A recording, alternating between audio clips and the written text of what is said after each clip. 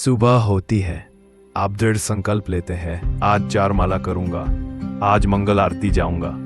और फिर बेटे की फीस, घर का राशन और रिक्शे का टायर, ये सब आपको खींच लेते हैं। आप पूरे दिन वर्दी पहनकर सवारी ढोते हैं, पर आपकी आत्मा एक भक्त की वर्दी पहनना चाहती है। थकान इतनी है कि जब रात को माला उठाते हैं तो नींद हावी हो जाती है, और जब किसी मित्र का गैर भक्ति का काम आ जाए तो नींद कहाँ जाती है।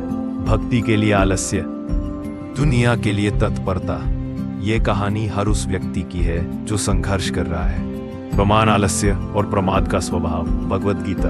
भगवान कृष्ण बताते हैं कि आलस्य और प्रमाद गलती क्यों आती है। यह मन की कमजोरी नहीं, बल्कि प्रकृति के तामसिक गुण का प्रभाव है। श्लोक भगवद गीता 58 के 53 यद आत्मनः प्रमोहम मोहनम तमस स्मृतम निद्रालस्य प्रमादोत्थम तत् तामसम उदाहृतम।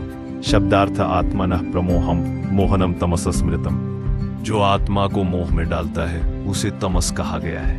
निद्रा आलस्य प्रमाद उत्तम। जो नींद, आलस्य और प्रमाद भूल से उत्पन्न होता है, तत् तामसम उदाहृतम, उसे तामसिक कहा गया। भावार्थ, आपका रात को माला के समय आलस आना यह आपकी थकान नहीं, बल्कि तमोगुण का प्रभाव है जो आपको आध्यात्मिक कार्य से रोक रहा है। भाग 2, बाहर का खाना और इंद्रियों का धोखा। एक दिन से क्या होगा? आपके सबसे मार्मिक अनुभव बाहर के खाने की मजबूरी और इंद्रियों का बहाना को उठाए।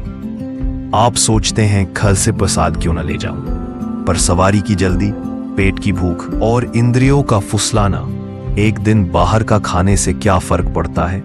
और बस उस एक दिन से ही हम भक्ति से दूर हो जाते हैं, और फिर धीरे धीरे माला में रुचि नहीं, कीर्तन में रुचि नहीं, और भक्तों को देखकर रास्ता बदल लेते हैं।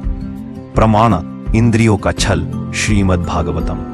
श्रीमद् भागवतम में बताया गया है कि इंद्रियां कितनी चालाक होती हैं। श्लोक श्रीमद् भागवतम 11.9.2 जिह्वा एकम अतोसतो अभ्यवहरन्त्या मे व्यदीर्यत सेन्द्रियाणाम इंद्रियस्तस्मात् दुर्दमय क्रियते वशः।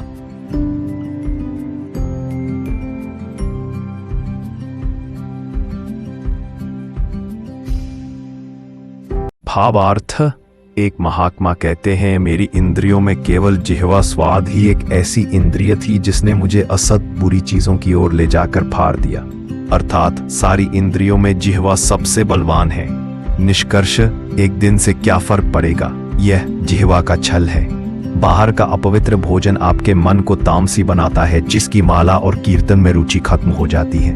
यह आपकी गलती नहीं है कि आप मजबूर हैं, पर यह प्रयास करना होगा कि टिफिन प्रसाद ही आपका एकमात्र समाधान बने।